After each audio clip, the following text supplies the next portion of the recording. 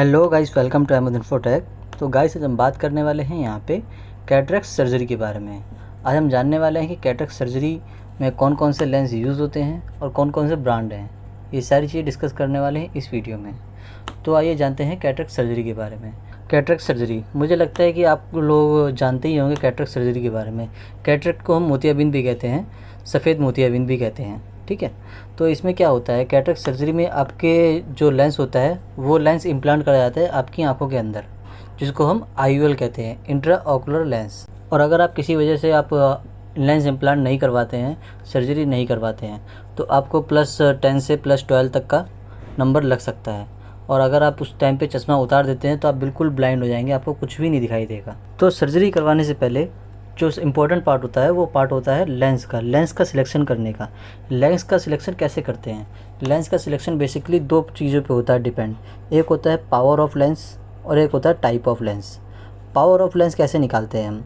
Power of lens निकालने के लिए हम उसमें करते क्या हैं, उसमें हम ए स्कैन का यूज़ करते हैं। ए स्कैन करता क्या है? ए स्कैन करता ये है कि जो आपकी जो आईबॉल का लेंथ होता है, आईबॉल की जो आपकी लेंथ होती है उसको निकालने में हेल्प करता है ए स्कैन। और ए स्कैन करते हैं, और कई बार हम ये करते हैं कि कॉर्नियल टोपोग्राफी कर लेते हैं कॉर्निया कर्वेचर चेक करने के लिए। और हम ये भी करते हैं कि कई बार OCT कर लेते हैं रेटिना की हेल्थ चेक करने की, रेटिना आपका किस काबिल है, रेटिना आपका डैमेज तो नहीं है या रेटिना में कोई और दिक्कत तो नहीं है। ये सारी चीज़ें चेक करने के लिए हम OCT का यूज़ कर लेते हैं। हाँ, अगर आपको ये पता नहीं है कि ए स्कैन क्या होता है और OCT क्या होता है, तो ये दोनों ही वीडियो आप देख सकते हैं ऊपर, और नीचे डिस्क्रिप्शन में लिंक मिल जाएगा आपको, वहाँ से जाके आप चेक कर सकते हैं, दोनों वीडियो का लिंक आपको मिल जाएगा। तो जब हम सारी चीज़ें कर लेते हैं, ए स्कैन कर लेते हैं, कॉर्नियल टोपोग्राफी कर लेते हैं, OCT कर लेते हैं, उसके बाद हमारे लेंस की पावर आ जाती है कि कौन सा लेंस हमारे आँख में इम्प्लांट होगा। उसके बाद क्या होता है? उसके बाद आता है हमारा प्रोसेस टाइप ऑफ लेंस। किस टाइप का लेंस आपको लगाना चाहिए, किस टाइप का लेंस आपको इम्प्लांट करवाना चाहिए। तो होता क्या है, कई बार होता ये है कि लोग लेंस लगवा लेते हैं, लेंस लगवाने के बाद भी उनको सेटिस्फेक्शन नहीं मिलती है, मतलब उनको अजीब सा महसूस होता है, उनको वो जो क्लियरिटी पहले थी वो नहीं मिल पाती है, और बहुत सारी चीज़ें प्रॉब्लम आती हैं। तो वो क्यों होता है, वो सारी चीज़ें डिस्कस करने वाले हैं इस वीडियो में, तो इस वीडियो को लास्ट तक देखते रहिएगा। तो यहाँ पे होता क्या है, यहाँ पे होता ये है कि देखिए, यहाँ पर आता है एक तो मोनोफोकल लेंस आता है, एक आता है मल्टीफोकल लेंस, एक आता है ट्राईफोकल लेंस, और एक आता है इस टाइम पर जो अभी नया लेटेस्ट आया हुआ है वो है EDOF, extended depth of focus IOL। ये 4 तरह के लेंसेज हैं इस टाइम पे हमारे पास। तो ये चारों तरह के लेंस जब भी आप ऑपरेशन करवाना जाएँ अपना, तो वहाँ पे आप अपने डॉक्टर से डिस्कस करेंगे कि हमारे पास कौन कौन से लेंस अवेलेबल हैं। अगर डॉक्टर कहता है कि हमारे पास ये लेंस अवेलेबल हैं, तो उसमें से जो आपको ठीक लगेगा, जो अपने डॉक्टर से पूछिए कि मेरा जो काम है, मेरा जो, जैसे आप ड्राइविंग करते हैं या आप पढ़ाई करते हैं या आपका काम कंप्यूटर का ज़्यादा है, तो ये सारी चीज़ें आपको उनको बतानी पड़ेगी। जब आप बताएंगे तो वो बेटर एडवाइस करेंगे कि आपको कौन सा लेंस यूज़ करना है। वैसे तो हम इस वीडियो में यही सारी चीज़ें बताने वाले हैं आपको। तो सबसे पहले हम बात करते हैं यहाँ पे मोनोफोकल लेंस के बारे में। मोनोफोकल लेंस क्या होता है? मोनोफोकल लेंस ये होता है कि जब भी आप मोनोफोकल लेंस अगर इम्प्लांट करवाते हैं, तो आपका मोनोफोकल लेंस डिस्टेंस का आपका जो विज़न होता है वो क्लियर कर देता है।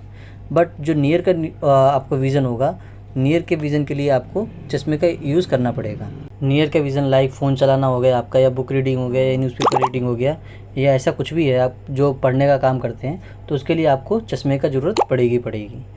और दूसरी बात करते हैं हम यहाँ पे, सेकंड आता है हमारे पास मल्टीफोकल लेंस। मल्टीफोकल लेंस में क्या होता है? मल्टीफोकल लेंस में होता ये है कि आपका डिस्टेंस का विज़न क्लियर रहेगा और नियर का विज़न क्लियर रहेगा।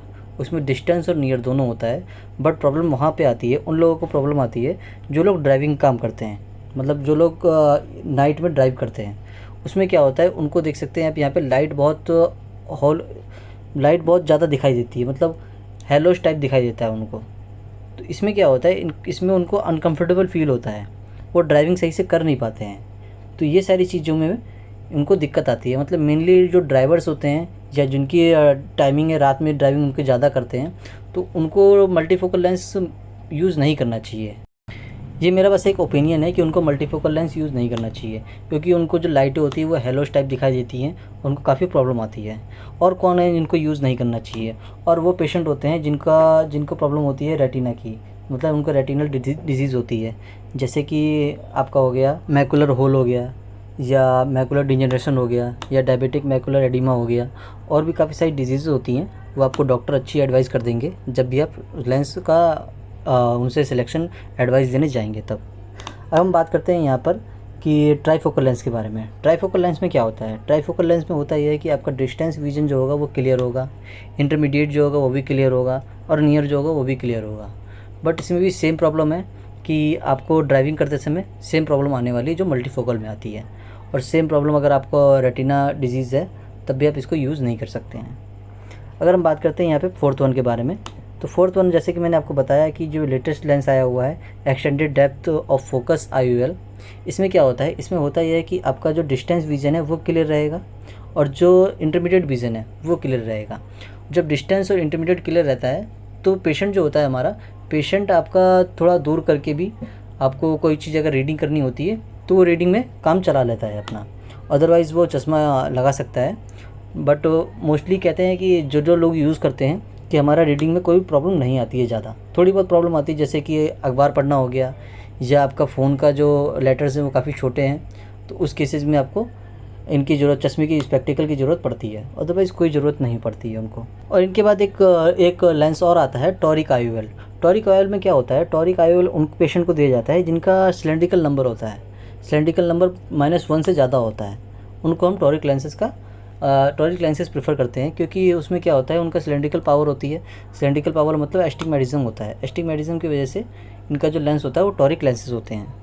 तो ये एक एडिशनल है। तो हमने सारी चीज़ें डिस्कस कर ली, बट अगर आप ड्राइविंग करते हैं या आपको रेटिना की कोई प्रॉब्लम है तो आप उसमें क्या करते हैं, उसमें आप मोनोफोकल लेंस यूज़ करते हैं।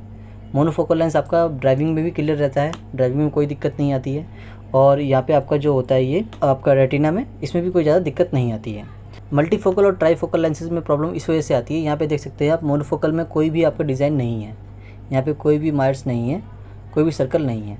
आप यहीं पे देख सकते हैं मल्टीफोकल में और ट्राईफोकल में, यहाँ पे देख सकते हैं, यहाँ पे लेंसेज के अंदर काफ़ी सारे वो राउंड है, तो आपकी पावर है यहाँ पे हर जगह पावर है, इसलिए ये दिक्कत आती है।